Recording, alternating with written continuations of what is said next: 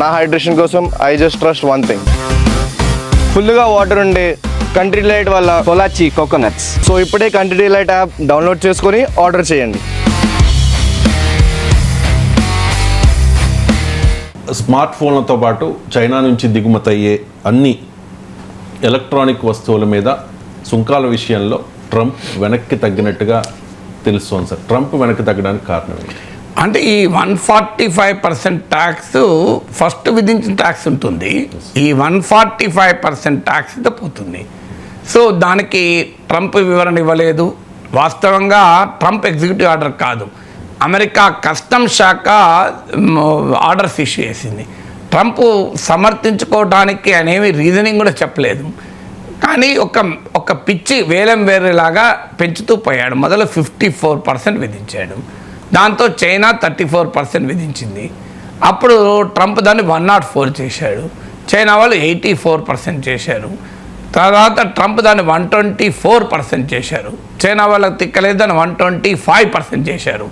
దాంతో ట్రంప్ 145% చేశారు. దాంతో చైనా అన్నది ఇక ఫూలిష్నెస్, 125-145% హ్యాస్ నో మీనింగ్, అంత ఛార్జ్ ఉంటే అసలు ట్రేడే సాధ్యం కాదు. అందువల్ల ఇక మేము ఈ రేస్లో పాల్గొన్నాము. It has become a joke, Trump tariffs are become a big joke అని చెప్పి వాళ్ళు వదిలేశారు. వదిలేసిన తర్వాత ట్రంప్ వెనక్కి వచ్చాడు మళ్ళీ. సో ఎగ్జంప్షన్ ఇచ్చాడు. అంటే దీన్ని బట్టి ఏం మెసేజ్ ఇస్తున్నది ట్రంప్? నేను డే 1 చెప్తున్నాను. ఈవెన్ మన ప్రభుత్వం అనుసరిస్తున్న మౌన వైఖరిని కూడా ప్రశ్నిస్తూ చెప్పింది అదే. ఆ Trump is a businessman, he understands only the position of strength. నీవు పొజిషన్ వీక్నెస్తో ట్రంప్తో నెగోషియేట్ చేస్తే ట్రంప్ నీచమైన భాష వాడాడు. నా దగ్గర వచ్చి ప్లీజ్ ప్లీజ్ ప్లీజ్ అని ప్రాధేయపడుతున్నారంటూ ఇంకా ఘోరంగా భాష వాడాడు. మనం చెప్పకూడదు, అన్పార్లమెంటరీ అవుతుంది. అమెరికా అధ్యక్షునికి అది అలంకారం ఏమో, కానీ నాలాంటి వాడికి అది అవమానం ఆ భాష వాడు కూడా.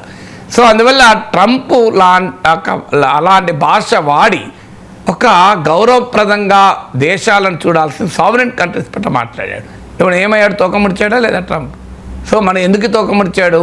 బికాజ్ చైనా చేసింది ఏంటి? మొదటిది 145% ట్రంప్ పట్టుకపోయిన తర్వాత China enough is enough, we will not even respond అన్నది. మీరు ఎంతనా పెంచుకో, ఏం చేసుకుంటూ వేసుకోపో అన్నది. మేము అంతకన్నా ఎక్కువ 125 కన్నా ఎక్కువ పెంచేది లేదు, పెంచినా ప్రయోజనం లేదు, దీనివల్ల లాభమే లేదు, ఇట్స్ ఆల్ జోక్, ట్రాష్ అని చెప్పేసింది. ఇది మొదటి కారణం. రెండోది ఏమన్నారు? అమెరికా అధ్యక్షుడు నేను ఈ టారిఫ్లు విధిస్తే 75 దేశాలు నా దగ్గరికి వచ్చి please please will have a deal, ఒక డీల్ చేసుకుందాం అని ప్రాధేయపడ్డారు. చైనా కూడా వస్తుంది అన్నాడు. చైనా సీరియస్గా వచ్చే ప్రసక్తే లేదు, నీతో చర్చించేది లేదు, నీతో ముచ్చట పెట్టేదే లేదు, గెట్ లాస్ట్ అని చెప్పాడు. సో ప్రెసిడెంట్ జిన్పింగ్ ఈవెన్ ఫోన్లో మాట్లాడడానికి కూడా ఇష్టపడలేదు. ఇది రెండో కారణం. అంటే ట్రంప్కి అర్థమయ్యే భాషలో చైనా చెప్పింది. ట్రంప్కి అర్థమయ్యే భాషలో చైనా చెప్పింది ఏంటంటే, ఒకటి ట్రంప్ 54 వేస్తే చైనా 34% వేసింది, ట్రంప్ దాన్ని 104 చేస్తే చైనా 84% చేసింది, ట్రంప్ 124% చేస్తే చైనా 125% చేసింది, ట్రంప్ 145% చేస్తే get lost, go to hell అన్నది. అంటే ఈ లాంగ్వేజ్ ట్రంప్కి అర్థమవుతుంది. బట్ ట్రంప్ ఎందుకు వెనక్కి తగ్గాడంటే కారణం అది. తర్వాత వచ్చి మాట్లాడుకో నేను డీల్ ఆఫర్ చేస్తున్నా అంటే మాట్లాడేది లేదు. అసలు చైనాతో వ్యవహరించడం ఇలా కాదు, భయం పెట్టిస్తే, బెదిరిస్తే, హెచ్చరిస్తే చైనా చర్చలకు రాదు. This is not way to deal with China అన్నది. అది రెండో భాష అర్థమైంది. సో అందువల్ల ఇండియన్ గవర్నమెంట్ కూడా రిక్వెస్ట్ అదే, మీరు తల వంచితే ట్రంప్ లాంటోడు తొక్కేస్తాడు తలను. ట్రంప్ తల వంచినాం అనుకో ట్రంప్ దగ్గర, నీ తల మీద కాలు పెట్టేస్తాడు. అందుకే ట్రంప్ను కళ్ళు పెట్టి చూడాలి, ఏం మాట్లాడుతావు అనాలి, అప్పుడే వింటాడు. ఇది చైనా ఉదాహరణ కదా. సో ఇది మొదటి రీజన్ చైనా విషయంలో వెనక్కి తగ్గటానికి. రెండవది ఏంటంటే, అమెరికన్ పబ్లిక్ ఇంట్రెస్ట్లను దెబ్బతీసే స్థాయికి వచ్చేసింది. ఎందుకంటే అమెరికా చైనా నుంచి $440 బిలియన్ అమెరికా దిగుమతి చేసుకుంటుంది. 440 బిలియన్ అంటే 44,000 కోట్ల డాలర్లు దిగుమతులు ఎవ్రీ ఇయర్. ఇందులో 20% ఎలక్ట్రానిక్స్ ప్రొడక్ట్స్, మొబైల్ ఫోన్లు, ల్యాప్టాప్లు, సెమీ కండక్టర్స్, ఇలా రకరకాల రేర్ ఎర్త్ మెటల్స్ అనేకం దిగుమతి చేసుకుంటుంది అమెరికా, ముఖ్యంగా ల్యాప్టాప్లు, మొబైల్ ఫోన్లు. సో ఇండియా నుంచి కూడా మొబైల్ ఫోన్లు ల్యాప్టాప్లు దిగుమతి చేసుకుంటుంది అమెరికా. దీంతో ఏం జరుగుతుందంటే ఇప్పుడు ఉదాహరణకు ఐఫోన్ ఉంది, ఐఫోన్ 16 90% చైనాలోనే ప్రొడ్యూస్ అవుతుంది. ల్యాప్టాప్లు అమెరికాలోకి వచ్చే ల్యాప్టాప్లో 81% చైనాలో ప్రొడ్యూస్ అవుతాయి. అందువల్ల ఇవన్నీ కూడా కాస్ట్లీ అయిపోతున్నాయి. అమెరికన్ కన్జ్యూమర్ వాస్తవంగా ఇంకా అమెరికన్ కన్జ్యూమర్ పైన ప్రభావం పడలే. ఎందుకంటే ఈ ట్రంప్ టారిఫ్లకు ముందే స్టాక్ నిల్వ చేసుకున్నారు. యాపిల్ ఫర్ ఎగ్జాంపుల్, యాపిల్ కొన్ని లక్షల ఐఫోన్లను ఇండియా నుంచి ఆగమేఘాల మీద ప్రత్యేక కార్గో విమానాల్లో అమెరికాకు షిఫ్ట్ చేసింది. ఇలా యాపిల్ వాడి దగ్గర అమెరికాలో 6 వారాల పాటు 4 to 6 వీక్ స్టాక్ ఉంది. అందువల్ల వాస్తవంగా ట్రంప్ టారిఫ్ల కన్నా ముందే షిప్పింగ్ మొదలైతే వాటిపైన టారిఫ్లు ఉండవు. అందువల్ల ఇది కరెక్ట్గా ఈ టారిఫ్ల ప్రభావం పడాలంటే ఇంకో 1 to 2 months పడుతుంది. ఈ టారిఫ్లు పడక ముందే ప్రజలు రియాక్ట్ కావడం మొదలుపెట్టారు. టారిఫ్లు మొదలైతే ఎలా రియాక్ట్ అవుతారు, ఏ స్థాయిలో రియాక్ట్ అయ్యారంటే లేటెస్ట్గా జరిగిన ఒపీనియన్ పోల్స్లో Trump handling of the economy పైన 56% డిసప్రూవ్ చేశారు. అంతకుముందు పోల్తో పోలిస్తే 9% ఎక్కువ. 56% అమెరికన్లు ట్రంప్ ఎకానమీని సరిగా హ్యాండిల్ చేయడం లేదు అని క్లియర్గా ప్రజల నుంచి వచ్చిన ఒపీనియన్. ఇక రకరకాల రేటింగ్ ఏజెన్సీలు, ఇన్వెస్ట్మెంట్ ఫర్మ్స్, పెద్ద పెద్ద బిగ్ ఇన్వెస్టర్స్ వీళ్ళందరూ కూడా రిసెషన్ వచ్చే ప్రమాదం ఉంది. తాజాగా ఒక అతనైతే రిసెషన్ మించిన భయంకర పరిస్థితులు ఉంటాయని చెప్పాడు. సో ఏదైనా గోల్డ్మ్యాన్ సాక్స్, S&P గ్లోబల్, మీకు ఇవన్నీ సంస్థలు కూడా రిసెషన్ ప్రాబబిలిటీని పెంచుతూ పోయామని అనేకసార్లు మాట్లాడాను నేను. సో అందువల్ల అమెరికన్ కన్జ్యూమర్ ఎఫెక్ట్ అవుతున్నాడు, అమెరికన్ ప్రజలు ఎఫెక్ట్ అవుతున్నారు. ఎందుకంటే China is a very big supplier of goods to America.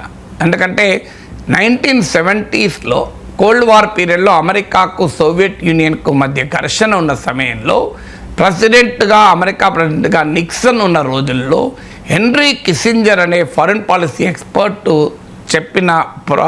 ప్రతిపాదించిన విధానం ఏంటంటే చైనాతో కలిసి సోవియట్ యూనియన్ ఐసోలేట్ చేయాలని. దీన్నే కిస్సింజర్ డిప్లొమసీ అంటారు. సో కరెక్ట్గా అదే సమయంలో చైనా కూడా తనకు సోవియట్ యూనియన్తో ఉన్న విభేదాల రీత్యా, సోవియట్ కమ్యూనిస్ట్ పార్టీకి చైనా కమ్యూనిస్ట్ పార్టీకి మధ్య డిఫరెన్సెస్ రీత్యా చైనా అమెరికాతో వ్యూహాత్మక బంధం పెట్టుకొని తన లిబరల్ అప్పుడు చైనా ఎకానమీని ఓపెన్ చేయడం మొదలుపెట్టింది. డెంగ్ జియాపింగ్ నాయకత్వంలో చైనా ఒక పెద్ద బిగ్ లీప్ ఫార్వర్డ్ అని ఒక పెద్ద ముందడుగు వేద్దామని కార్యక్రమం మొదలుపెట్టుకుంది. దానితో చైనా గ్లోబల్ ఫ్యాక్టరీగా ఎమర్జ్ అయింది.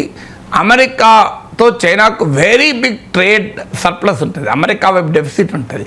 సో అందువల్ల ఇవాళ అమెరికాలో మీరు వాల్మార్ట్కి వెళ్ళి చూడండి, ఆఖరికి అమెరికన్ ఫ్లాగ్స్ కూడా మేడ్ ఇన్ చైనా ఉంటాయి. అంతటి డిపెండెంట్ చైనా పైన.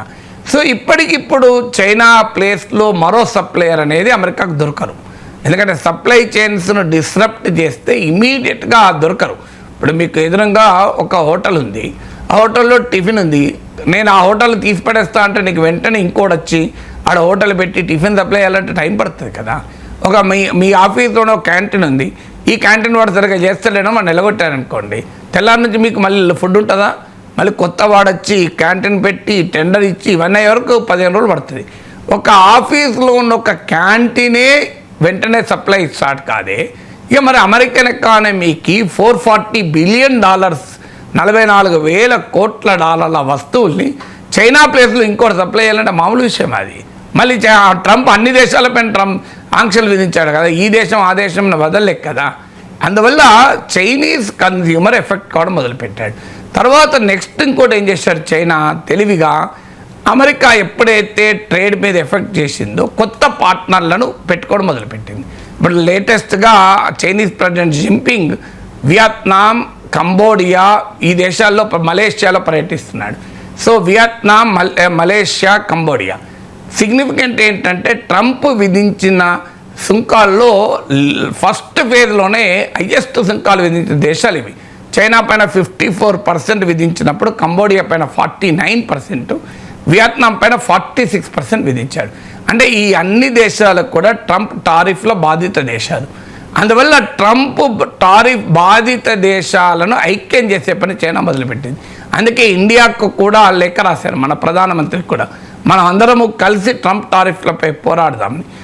ఆఖరికి అమెరికాకు అత్యంత మిత్రదేశమైన చైనాకు ఈ ఇండో పసిఫిక్ ప్రాంతంలో ప్రత్యర్థి అయిన చైనాకు వ్యతిరేకంగా అమెరికాతో కలిసి క్వాడ్ అనే కూటమి కట్టిన జపాన్తో కూడా చైనా చర్చలు మొదలుపెట్టింది. అమెరికా మరో మిత్రదేశమైన సౌత్ కొరియాతో చర్చలు మొదలుపెట్టింది. అంటే అమెరికా మిత్రులైన జపాన్, సౌత్ కొరియా ట్రంప్ టారిఫ్ల వల్ల హర్ట్ అయ్యారు. జపనీస్ ప్రైమ్ మినిస్టర్ అన్ని ఆప్షన్స్ ఓపెన్ ఉన్నాయని చెప్పాడు. సో అందువల్ల చైనా యూరప్కు రీచ్ అవుట్ అయింది.